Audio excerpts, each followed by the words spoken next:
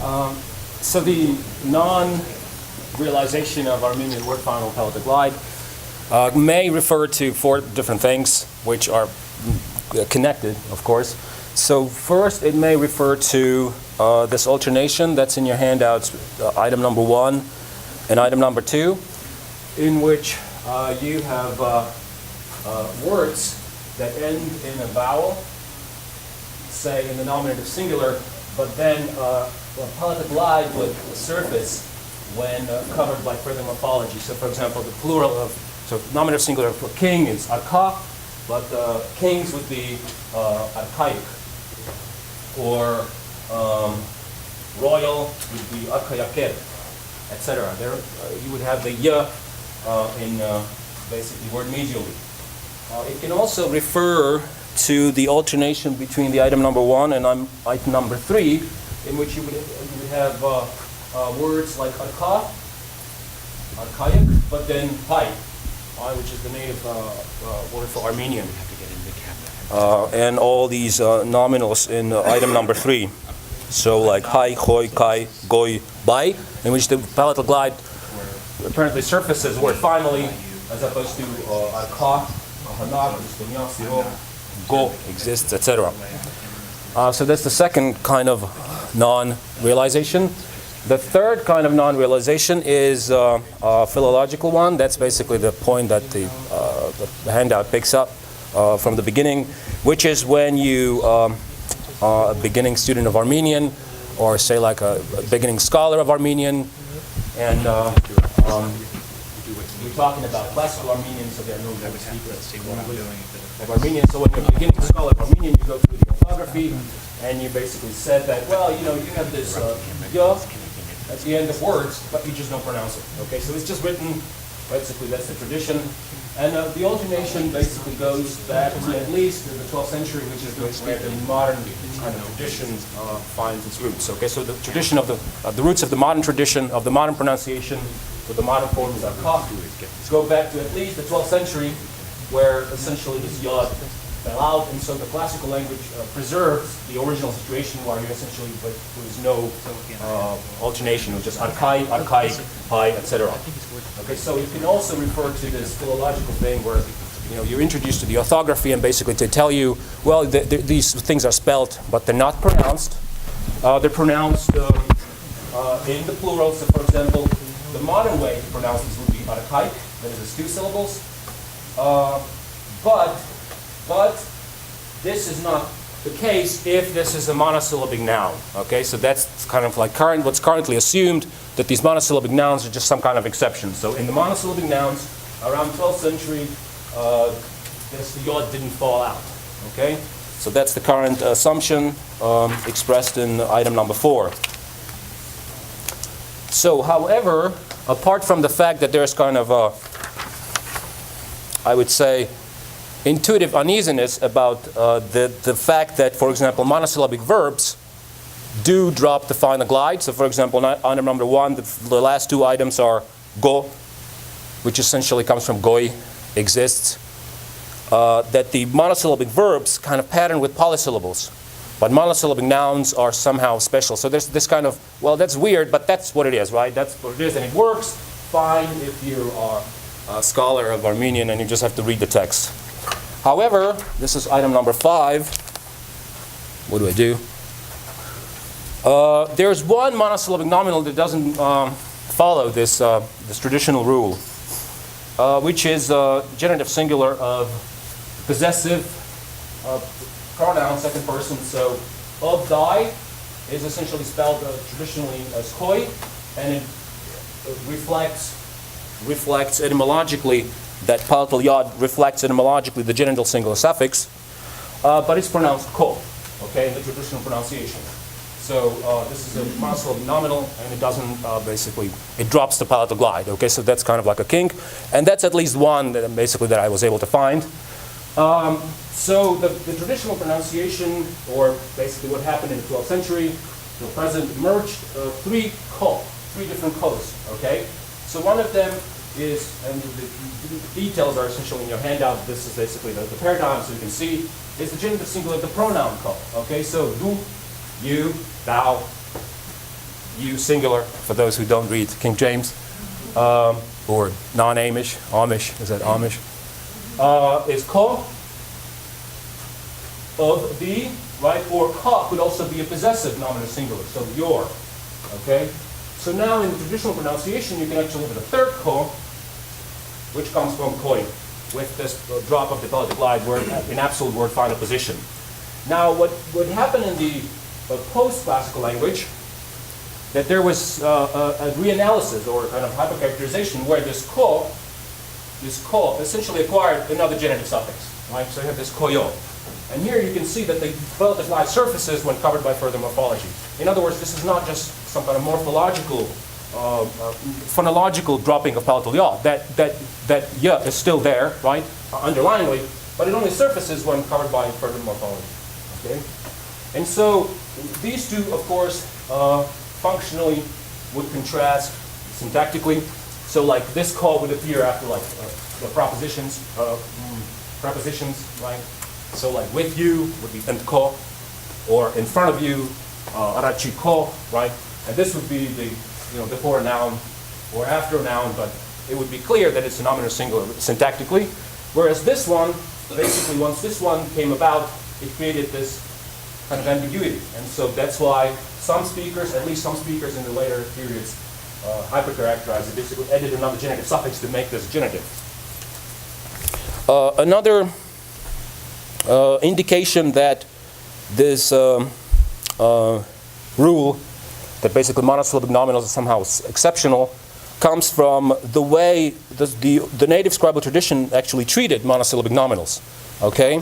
And that's, I don't know if I have a, no, that's not it, but I can leave it in there.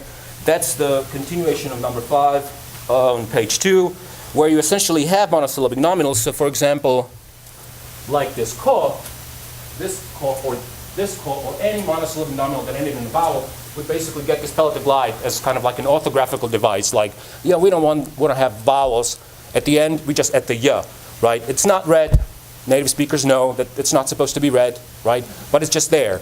And so it's just curious that if there was something about monosyllabic nominals, if the presence of this ya entailed its realization of monosyllabic nominals, it's just weird that the tradition just basically put that dot on monosyllabic nominals in which it is not etymological and in which is not pronounced. Right? So the native tradition actually also, well, if not falsify, it doesn't support this idea that, oh, there's something special about monosyllabic nominals. And that's exactly my point in this presentation, that there's nothing really special about monosyllabic nominals. The trigger or what's really linguistically going on in this pattern lies somewhere else, and basically my claim is that it lies in the morphology. So essentially this raises 3 questions. So is there a pattern? Well, can we explain this without any exceptions? Basically saying, oh, monosyllabic nominals are exceptional. Can we basically have some kind of pattern that essentially just explains all of it? And my answer is, of course, yes. And so the idea is that what's happening is that specific morphemes that are affected. Okay, so these are listed in number 7 in your handouts, and it's the genitive suffix. So, for example, berano means of a mouth, right? From beranoi. This ko was a genitive, so koi was of thy, so just becomes ko. So the genitive suffix goes. Go exists, comes from goi, which is go, third singular, present, etc., indicative. I just omitted that. But that goes. Kera, from kerai, where this aiya meant I in the past, etc. And also certain nominal adjectives. So this arka was essentially an adjective, meaning arkai, as in like a royal person, right? And that goes, right? Whereas if you have a root, like hai, there the palatal glide basically stayed, because it was a root. Or goi, kai, this was an abstract noun suffix, and basically abstract noun suffix was essentially realized, right? Because this is go, existence, right? This is exist, abstract, right? And so when you look at this functionally, what you see, and this is on the side, if I may just venture into why one of them was realized, the other one was not realized, in terms of why a group of morphemes were not realized and a group of morphemes were realized, I basically appeal to functionality, where the first group, the suffixes that were non-realized, were essentially functionally recoverable. So you had a paradigm, for example, beran, mouth, of a mouth was berano, where the genitive was indicated both by the theme vowel and the suffix. And so instead of beran, beranoi, you had the opposition beran, berano. Okay, so the genitive was essentially, the genitive function was essentially preserved by paradigmatic opposition. Except, of course, for ko, which was essentially analytically, or was hypercorrected. So there, it wasn't preserved, but this item actually undergoes change. In terms of this nominal adjective, so for example, the difference between kahanai and kahana, what I'm claiming is essentially that this has marginal, actually no syntactic difference because adjectives and nouns are treated the same in the syntax of Armenian. So the fact that this was an adjective was essentially meaningless syntactically, and it had no semantic, or very marginal semantic. So the royal person versus the royal, right? They could basically recover this from the context. Whereas, for example, in case of the abstract noun suffix, I mean, there's no paradigmatic opposition. The abstract noun suffix, if it's not expressed, it's essentially not expressed. Okay, and so there is no way to recover it otherwise. So that's why it was realized. Now, question number why? Well, why does it only happen in absolute word final position?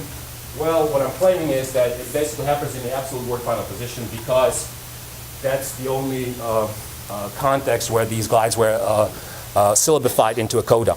Okay, so word medially, they were basically always parsed into onsets, and that's just a coincidence, historical coincidence, because all further morphology was vowel initial.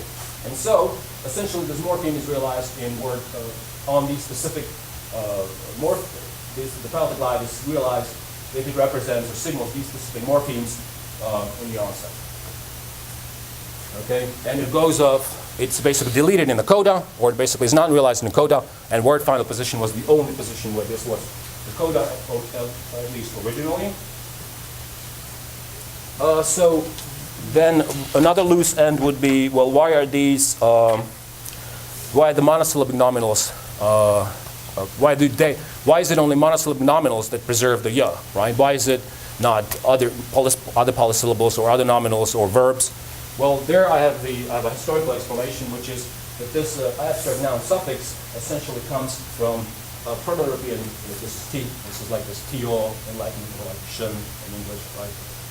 And there were the suffix was a primary suffix in Indo-European, and primary is essentially a technical term meaning it was a root suffix. It basically was attached to roots, and roots were of specific shape, and No, I don't list the shapes, but I list the shapes in your handouts. So all this, this is item number 6 on page 4. All that, historical, reconstructive complexity. Essentially, the point of it is that no matter what the outcome of the suffix, so the suffix has at least 4 outcomes, the outcomes are always monosyllables. Okay, so for example, by, that's the same word as passis or patis. Could have put patis in there. There's a Doric version, or others, right? And the reason why this happened was historical, namely what happened in the history of Armenian was that the language acquired a penultimate accent, meaning the last but one syllable was stressed, and then the final syllable was either reduced or completely gone, and that's why. Because these structures with the abstract noun suffix, this t, right? So bahati, for example, becoming by, it becomes by, 2 syllables, right? And then if the last syllable falls out, you can basically get 1 syllable automatically. So this is basically just historical coincidence that the words that actually preserve this by, this young, like by, for example, or others, that they basically preserve the glide because this essentially abstract noun suffix was a non-productive suffix that was originally realized in 2 syllables. And after the loss of final syllables, it just becomes monosyllabic. Why is it a nominal? Well, because it's nominal by definition. Once you add this abstract noun to the root, it's a nominative. Okay, so that's why this illusion of a split between verbs and nouns in this pattern. Now there's a little detour which represents the idea that I'm possibly the first one who actually analyzes this dot on items like archaic as a separate individual suffix. And the arguments for that are, again, historical. I'm a historical linguist, so I actually do Armenian on the side. Okay, so I actually reconstruct the proto language. So historically, you can see on the loan words into Armenian that the process that I just described, you essentially have the penultimate accent and the final syllable fell off. And this would happen, so for example, Syriac, two syllables, le'ka, right, rather basically became le'ka. And you can still see it on inflection, for example, oblique, this is genitive singular, would be le'kats, right? So you can still see this vowel as a theme vowel in Armenian becomes rek, right? But words like, for example, kahana doesn't become kahana, right? They become kahanai. And this yod is essentially the ya nominal adjective with a theme vowel. With every suffix essentially had a theme vowel in the classical language. And so basically this was from kahanai, right? Which became kahanai. And then in the traditional pronunciation around 12th century, kahana until the present, right? And so what you have here, this is a kind of like a historical argument that this is a suffix and it was basically perceived as such. For example, the Persian borrowing, put it in there, like a dushman, which is an exocentric compound, meaning like one of evil mind, and just like long beard, and the one possessing a long beard, basically becomes kushtami, with the one with the nominal suffix, which indicates that this was not just borrowed as some kind of sequence of sounds. I mean, these people were bilingual; they understood what the Persian word meant, and so they just added the Armenian. This is of someone of an evil mind, hence an enemy. Okay, so in terms of modeling this, what I'm proposing, I mean, this is, you don't have to go for this. What I'm proposing is that you essentially have constraints that come from morphology. Okay, so these are morphological constraints which can interact with phonology. So, for example, this models the fact that the palatal glide stays in the roots, right, to preserve the lexical contrast. So it's more important to realize a root, all segmenting root, than to essentially have no coda, right? Or it's more important to preserve the idea that this is abstract. Noun, suffix, right? So go, exist, existence. If that's more important than, well, have no coda, right? However, in morphemes which can be recovered, let's say by a paradigmatic proposition, so like this, go, right? It's less important to have the yod, right? It's less important to have the suffix. So it's go. And how do you know that this is a third singular? Well, because it's not gon, not got, not dos, not gon, and it's not the other endings. Okay, so all the other forms from the paradigm has an ending. So you can just recover that from it. The same goes for arka. So it's more important to not have a coda because the difference between arka and archaic is essentially marginal. However, okay, this is the OT, this is called the tattoo effect, that is the emergence of the unmarked. In other words, that certain constraints which are dominated by other constraints do actually make a difference if these dominating constraints are satisfied. So, for example, the suffix surfaces when in the onset. So you don't have arka u tune, you don't have arkau tune, because that basically you don't have the suffix, right? But you have arka u tune. The surfaces in the onset, since there's no principle against onsets, at least according to the modern theory. Yeah, this is just an addendum. This basically deals with the. So this could be viewed as in two kind of historical stages. So one of them would be the archaic. This is the one that I actually list on page 4. That originally the pattern was simple onset but no coda. But when further reduction happened in the language, so this was archaic, one can ask, well, why is this yod in the coda? Well, it's in the coda because of the grammar. Okay, so if it was in a complex coda, right, it was essentially allowed to surface, since you have to realize the plural morpheme and you have a coda already. So basically, there's no difference between archaic and archaic in terms of this grammar. All right, and so so this is again like the emergence of the unmarked, presence of the suffix. It is ultimately required. So even if this yod is in the coda, this essentially represents a second stage. This is like the modern stage where you don't have the theme vowels. Okay, and this is what happens historically in Armenian. So there is a relatively simple explanation for the few cases in which this yod actually is in a coda, but it's always invariably in a complex coda where it essentially jibes with the rest of the grammar. That the complex codas are just not allowed, but it's more important to have the suffix than not have a complex coda. Yes, that's it.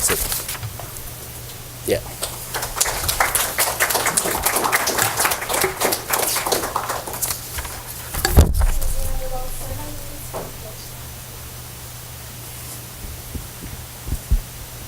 I also talked too fast, I guess, right? Was it too fast? A very interesting talk, thank you. Does this work now? Okay. I was wondering if there is anything like a word minimality constraint in Armenian that you can use to explain why monosyllabic nominals require the y or e or whatever that thing was, but in the verbal domain, elements with the same size don't. So maybe perhaps, I'm just thinking that maybe verbs are more like roots, whereas nouns are more like stems. So verbs are more bound elements as opposed to nouns, and therefore nouns would undergo this sort of a word minimality requirement condition or something like that, that they have to be at least bimoraic or something. But I have no idea. I don't know any Armenian. If there is such a principle operative in Armenian, I don't know about it. So it's not visible. Okay, and this is. So if you just run through the Armenian lexicon, would you find CV words that are nouns? Yes. So, for example, they're all pronominal, or pronominals. The thing. Okay. So the thing about Armenian syntax I think at any historical stage is that there's really syntactically no difference between nominals, adjectives, adverbs. Adverbs can essentially function as adjective. So you can have structure like the shirt on the bed, right? Would be like literally, if I could, like idiomatically in English, or I don't know if you can do it idiomatically, it would be like, so the preposition on is essentially the same as the noun on the top. So it would be just like the shirt of the top of the bed, and if outside of the structure, it would be just like the top of the bed, which is idiomatically on the bed, right? So even prepositions can get cases, right? Can case endings, and so there is really just this distinction between nouns and verbs. And you're right. There could be some theoretical justification to divide these two, and then have the grammar make reference to this division somehow. But that's clearly not the case here, because monosyllabic nominals like this koi, drop the final yod, and so that was not. It was not really the distinction. Like grammar didn't make a distinction between monosyllabic nominals. It just happens to be that. I see. When you study the language, you look at the item number 3. It looks like the monosyllabic nominals, do something differently in here, but they don't. It's basically just a coincidence, historical coincidence, that it's either just the root, or it's this abstract suffix which has a specific history. It's unproductive, and it's really I can come up with 3 more, to end this list, and that's it. There are no monosyllabic nominals that would, other than this, that would basically end with a palatal glide and behave differently, because they're not there. Yeah. Okay. Thank you.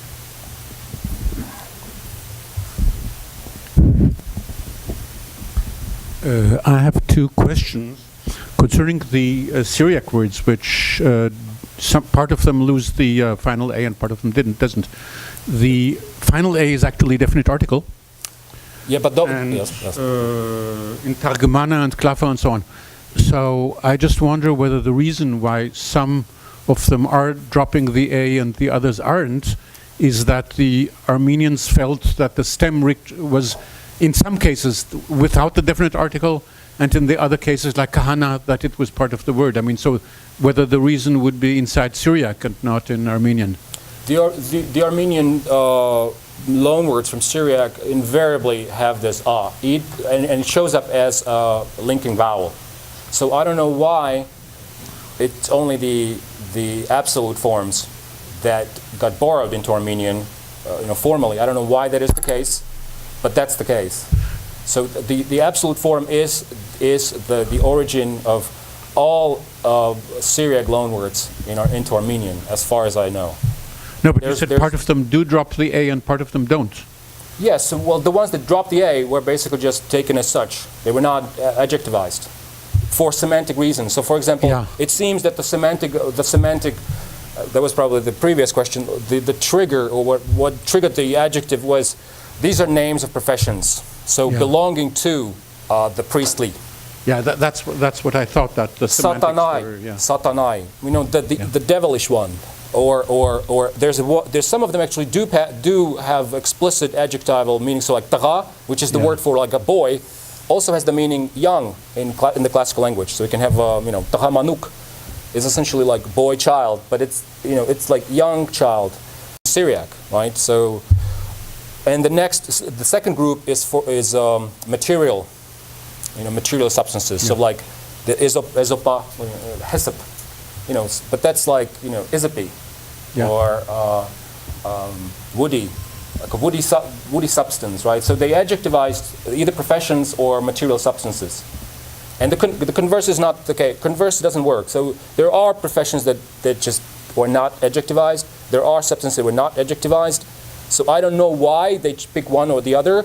The language is also not. This is not a language of a single person. This is essentially over centuries, like 2 or 3 centuries. So one group of people just added the adjectives, the other not, and what we have is an amalgamate of both. And there's just the reason is lost. And the other question was concerning the palatal glide in Turkic, actually, because you have, for example, the verb oynamak is oynayıp in Turkish, but it's oynap elsewhere. And I wrote an article, actually, I think that the Turkish and Azeri palatal glide came actually from Persian and Kurdish and so on influence.